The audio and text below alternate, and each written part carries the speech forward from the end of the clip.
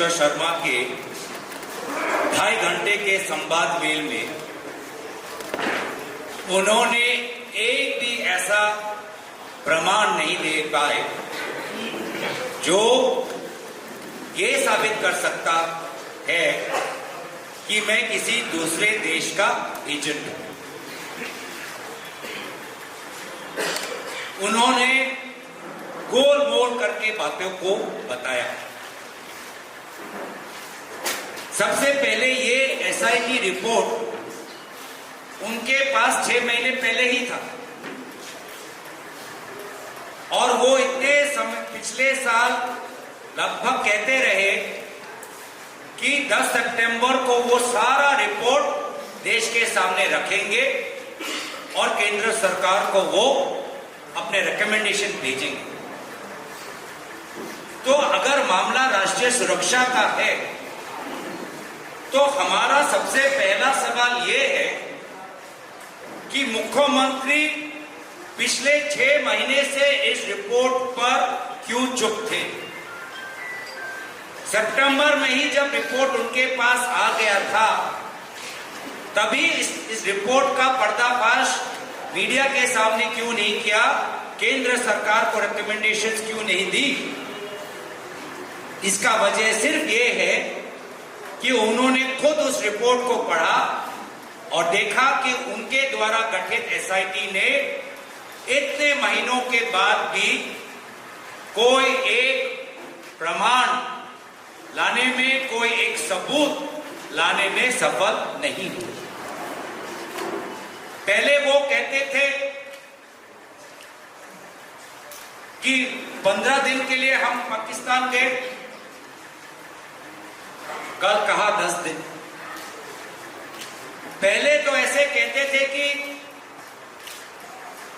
हाल ही में पाकिस्तान गया और कल पता चला कि ये हाल की बात नहीं कर रहे।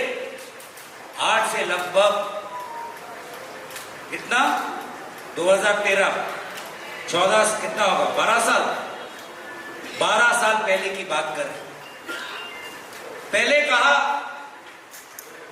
कि सांसद होने के नाते आपको तो अनुमति लेना चाहिए था जाने से पहले। अब कहा कि नहीं, सांसद जब नहीं थे तब वो गए। पहले कहा किसी को इंतला ना करके वो पाकिस्तान चले गए। अब कहा कि अटारी वाघा पर जो हमारी जो लैंड बॉर्डर पॉइंट है जहां पर इस तरफ सरकार के अफसर बैठे रहते हैं, उनको पूरा सर्टिफिकेट देखे। उस प्रक्रिया से, कानूनी प्रक्रिया से हम पार हुए। अब आते हैं उनके एक मूल सवाल पर जिसका उजागर आपने कहा। वो कहते हैं कि असम का एमपी देश के सदन में देश के सीमा को लेकर सवाल क्यों उठा रहा है। और मेरा सवाल ये है, क्यों ना उठाए। क्या असम का एमपी क्या देश के बारे में नहीं सोच सकता? क्या असम का एमपी अंतर्राष्ट्रीय मामले पर भारत की क्या विदेश नीति होनी चाहिए, क्या इस पर हमारा विचार नहीं हो सकता? क्या हम असम के एमपी, क्या हम देश के राजनीति के बारे में, देश की सुरक्षा के बारे में हमारे पास कोई जानकारी नहीं, कोई ज्ञान नहीं कि हम सवाल ना पूछे?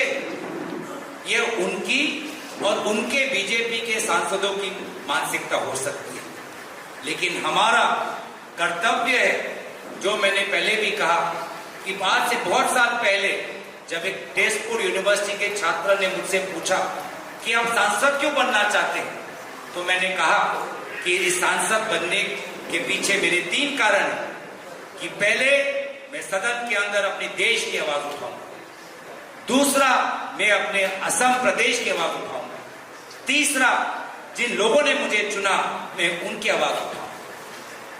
और ये भी हो सकता है, मैं चाहूंगा कि वो थोड़ा पढ़ ले कि जो सवाल का जिक्र वो कर रहे हैं वो सवाल दूसरे दलों के सांसदों ने भी उठाया है। एनसीपी पार्टी के एक सांसद ने भी वो सवाल उठाया। सिर्फ अकेला कांग्रेस का सांसद नहीं, एक एनसीपी के सांसद ने भी यह सवाल उठाया है और वो शायद वो एनसीपी का सांसद आज बीजेपी में शामिल हो गया। ये जानना चाहिए और कुछ मैं उनको जानकारी दे देता हूं